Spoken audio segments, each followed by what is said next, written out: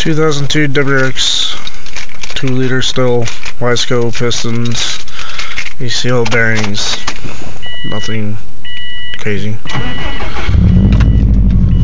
Check engine lights for evap, nothing serious.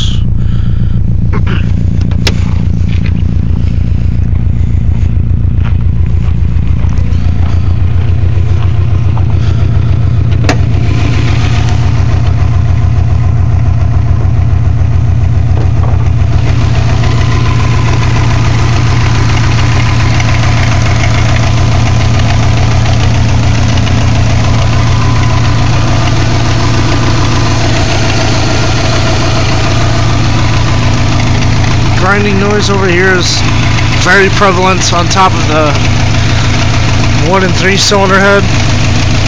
I have no idea what it is.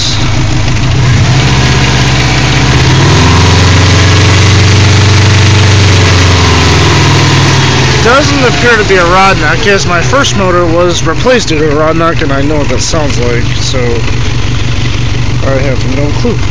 So if anyone knows what this is, I'm thinking timing belt tensioner on the left side, maybe, I don't know. And it's being amplified through hollow camshafts. I'm not too sure.